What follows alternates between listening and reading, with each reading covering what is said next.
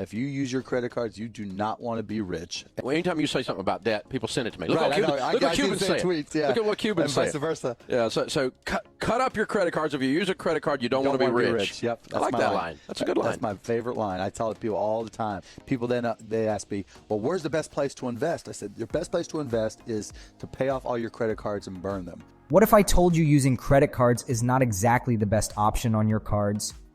With the current economic situation, you have to become even more savvy with how you handle your finances, and this would involve staying away from credit cards. Why, you might ask? But first, let's save that money. Save that money. The term credit card companies refers to two different types of companies, issuers and networks. Credit card issuers include financial institutions like Chase, Citi, Synchrony, and PenFed Credit Union. Using a credit card means borrowing money from the card's issuer. A bank often issues retail credit cards with the name of a store, gas station, or other merchant under a contract with that retailer. Thus, these credit cards are frequently referred to as co-branded cards. Networks are companies that accept credit card transactions. Visa, MasterCard, American Express, and Discover are the four main networks in the United States. How do credit card companies actually make money? Well, two words: interest charges, and that's their primary source of revenue because most banks can charge around 15 to 20% per annum of interest if you are late to repay your bills. And for those that don't read their terms and conditions, some, if not all, credit cards also incur annual fees, cash advance fees, balance transfer fees, late payment fees, and so many more. The three main sources of revenue for credit card companies are interest, fees levied against cardholders, and transaction fees paid by merchants who accept credit cards. Mass market credit card issuers primarily generate revenue from interest payments. Subprime issuers and mass market issuers earn more from fees than interest. Major fees include annual fees, advance fees, and processing fees. Annual fees are common on high rewards and low credit cards.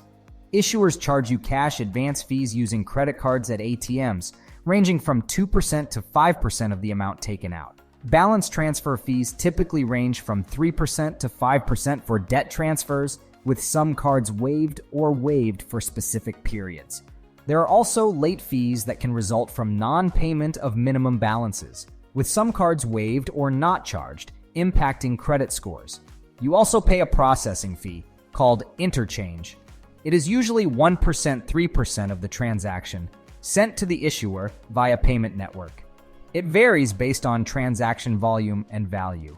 With over 1.2 billion credit cards in circulation and a growing market size at 3% per annum, the credit card issuing industry is currently worth $183.9 billion.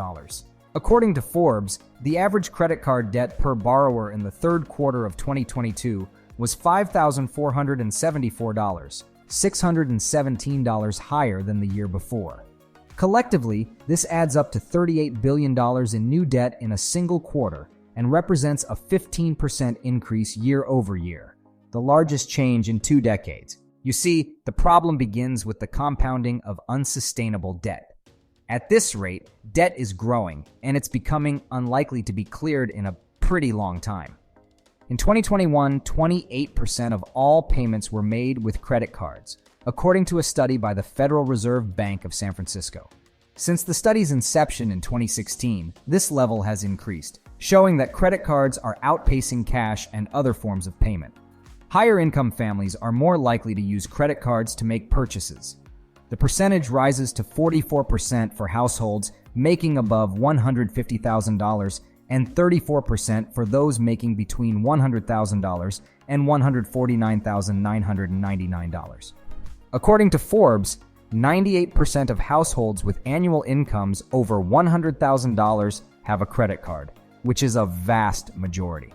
When evaluating credit cards, Forbes Advisor takes into account the typical household in the 70th percentile of income, which is now $116,000 in its analysis. On the other hand, just 57% of households with an annual income of under $25,000 own credit cards. When comparing educational attainment with credit utilization, a similar pattern can be seen. 96% of college graduates own credit cards, compared to only 52% of those who have not completed high school. 88% of Caucasian Americans and 93% of Asian Americans had the highest rates of credit card ownership. There's a lady that stopped using credit cards and chose something else, a debit card. She took on the challenge, and this is what she said. I ordered a debit card. I was a little bit scared, actually, because I realized I was going to have to pay for my credit cards that I'd used last month and take care of my expenses for this month all at one time. And I go, this may be interesting. And you know what happened? I got this little feeling that I can do this. I could do it, so I decided I was going to do it, and I was going to do it right. So I took the no card challenge. I just jumped into it right away, and you know what the strangest things happened. First of all, when I went to the grocery store, I didn't look left or right because I know these are professional people that are trying to distract me. I'm not a professional in this area, so I need to not be tempted, and I also gave myself 10 minutes to be in the grocery store and out. When you're using your own money, you will be forced to spend it more carefully, like you're bleeding or something. When you handed over that cash, it hurts.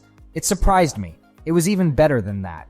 When I gave her the money, she gave me change, and you're like, I forgot that you can get change. You can. I had it in my hand, and I said, what do I do with this? Wow. Has it changed? Is she going to go back to credit cards? Well, she is now able to take care of unplanned expenses. For instance, her dog had to go to the vet this month, and I hadn't expected that bill, and I was a little bit concerned, but I paid for it out of the change that was in my purse.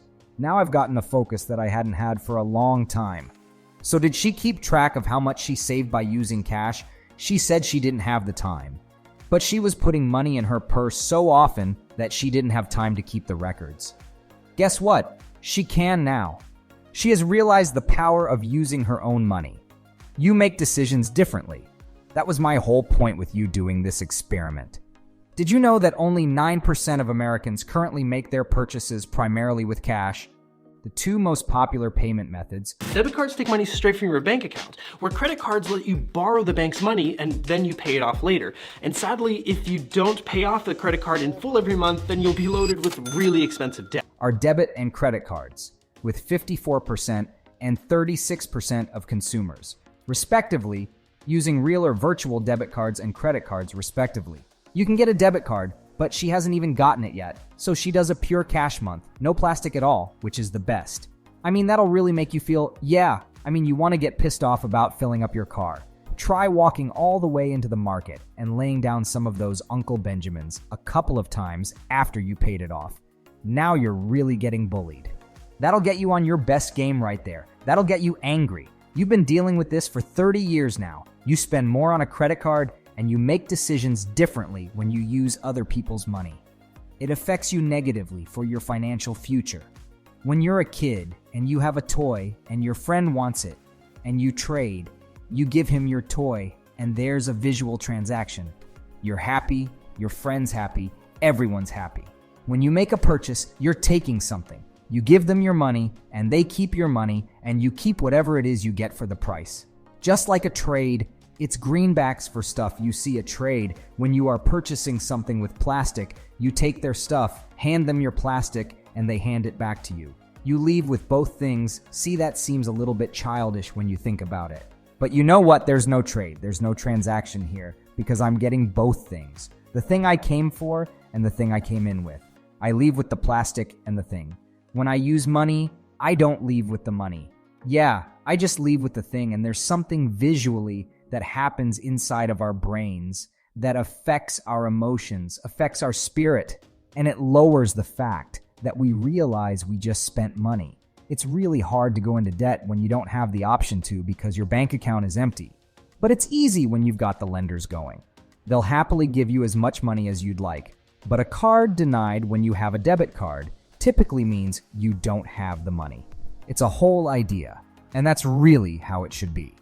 Control your money, don't let it control you. Thanks for watching this video. Don't forget to like, share, and subscribe to our YouTube channel so you don't miss out on any of our amazing videos. See you next time. Stay tuned.